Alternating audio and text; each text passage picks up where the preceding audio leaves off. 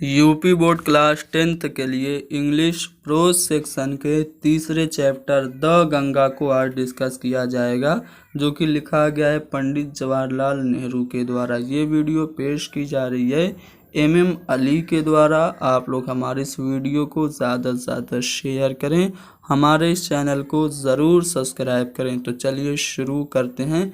पंडित नेहरू अपने इस लेसन में भारतीय लोगों के प्रति अपने प्यार को और गंगा नदी के प्रति अपने स्नेह को अभिव्यक्त कर रहे हैं, और वो एक इच्छा जाहिर कर रहे हैं कि जब मैं मर जाऊं तो मेरे साथ क्या किया जाए। उस इच्छा को अपने इस लेसन में हम जानेंगे। तो चलिए शुरू करते हैं। पंडित नेहरू कह रहे हैं कि I have received so much love and affection from the Indian people. Affection means होता है स्नेह, लव मीन्स प्यार, और रिसीव मतलब होता है प्राप्त करना। मैंने भारतीय लोगों से बहुत सारा प्यार और स्नेह प्राप्त किया है। That nothing that I can do can repay even a small fraction of it. उसके लिए मैं कुछ नहीं कर सकता, यहाँ तक कि उसका मैं एक छोटा सा भाग भी वापस नहीं कर सकता। यानी कि भारतीय लोगों ने जो मुझे प्यार और स्नेह दिया है, उस प्यार और स्नेह का एक छोटा सा भाग, फ्रैक्शन मतलब होता है भाग, एक छोटा सा भाग भी वापस नहीं कर सकता। एंड इंडीड वास्तव में there can be no repayment of such previous a thing as affection.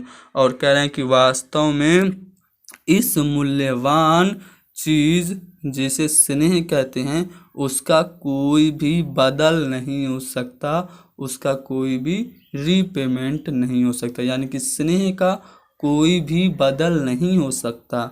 Many have been admired, बहुत सारे लोगों की प्रशंसा की गई है। एडमायर मीन्स प्रशंसा करना। सम हैव बीन रिवर्ड, कुछ लोगों का आदर किया गया है। रिवर्ड मीन्स आदर किया गया।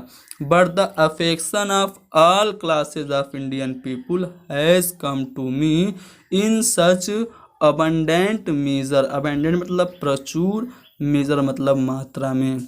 बहुत सारे लोगों की प्रशंसा की गई है और कुछ लोगों का आदर किया गया है, लेकिन भारतीय लोगों की सभी जातियों से मुझे प्यार मिला है, जो कि बहुत ही प्रचुर मात्रा में मिला है। यानी कि भारत की सभी जातियों से मुझे प्रचुर मात्रा में प्यार मिला है। That I have been overwhelmed by it, जिससे मैं बहुत ज़्यादा खुश हो गया हूँ। ओवरहेल्म्ड मतलब बहुत ज़्यादा खुश होना। I can only express the hope that in the remaining year, मैं सिर्फ ये आशा कर सकता हूँ कि बचे हुए सालों में आई मे लिव, मैं जिंदा रहूँ। I shall not be unworthy of my people and their affection, मैं अपने लोगों और उनके प्यार के प्रति अयोग्य न रहूं। यानी कि जब तक मैं जिंदा रहूं, भारतीय लोगों के प्यार और उनके स्नेह के प्रति अनवर्दी यानी कि अयोग्य न रहूं। आगे कह रहे हैं टू माई एनमरेबल कॉमरेड एंड कलेजियस, मेरे बहुत सारे साथी, कॉमरेड मतलब साथी, कलेजियस मतलब सहभागी, मेरे बहुत सारे साथी और सहभागी। I owe an even deeper depth of gratitude, मैं उनका बहुत अंदर से, डीपर मतलब अंदर, दिल से उनकी कृतज्ञता का ऋणी हूँ। ओ मीन्स ऋणी। We have been joint partner in great undertaking, हम एक साथ साथी रहे हैं महान कार्यों में। एंड अंडरटेकिंग मतलब होता है कार्य। And have share the TRIMS and sorrow, और हमने विजय और दुख को बांटा है। शेयर मतलब होता है बांटना। विच इन इनएविटेबली अकम्पनी देम, जो कि अनिवार्य रूप से उसके साथ आ गई थी। यानी कि जो दुख विजय के साथ अनिवार्य रूप से आ गई थी, उसको हमने बांटा है। व्हेन आई डाई, जब मैं मरूं, I should like my body be cremated.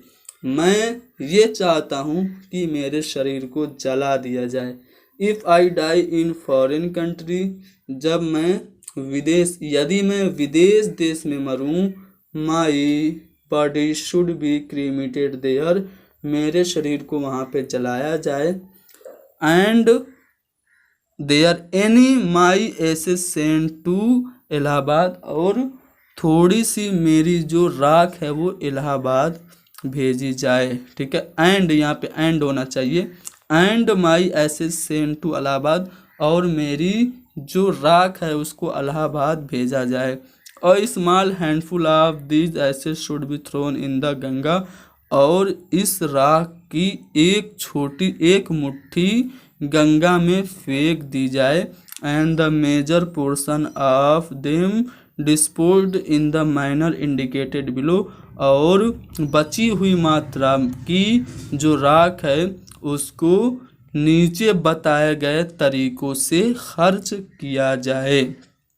No part of this asset should be retained और प्रिजर्व, यानी कि इस जो राख का कोई भी हिस्सा बचाया न जाए और न ही सुरक्षित किया जाए। यानी कि जब मैं मरूं तो मेरी राख को गंगा में बहा दिया जाए, एक मुट्ठी राख को, और जो बची हुई है उसको नीचे लिखे गए तरीकों से खर्च किया जाए। अब क्या क्या तरीके हैं आगे हमें पता चलेगा।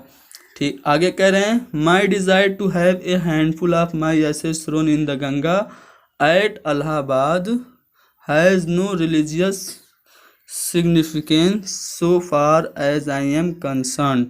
कह रहे हैं कि मेरी इच्छा है कि एक मुट्ठी मेरी राख को इलाहाबाद में भेज दिया जाए।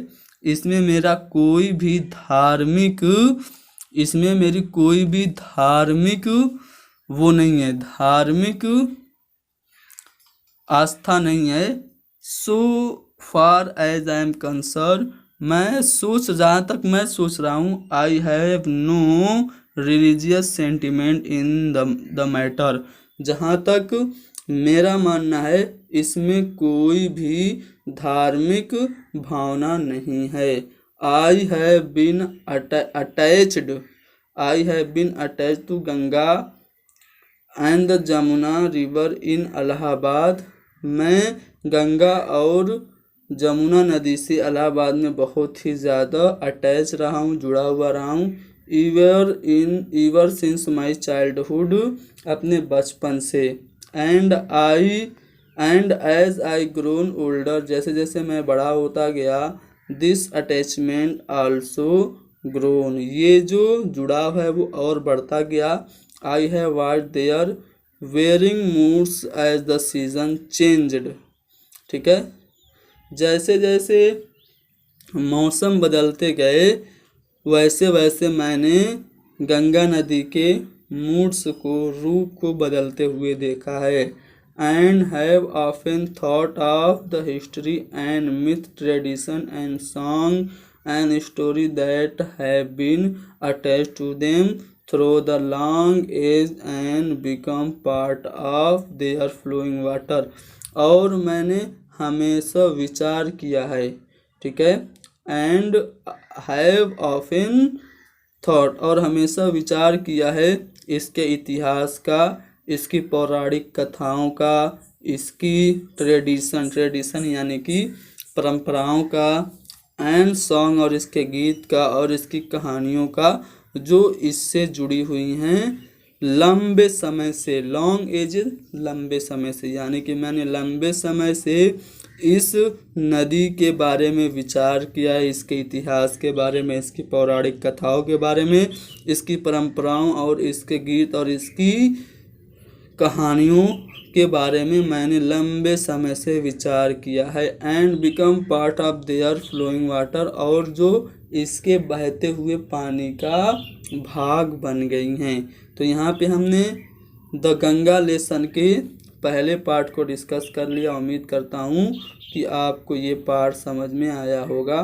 कुछ स्पेलिंग मिस्टेक थी पैसेज में जिसको मैंने सही कर दिया है। ठीक है, मैंने ग्रुप में आप लोगों को ये वर्ड मीनिंग भेजी है, उम्मीद करता हूँ आपने इसको याद कर लिया होगा।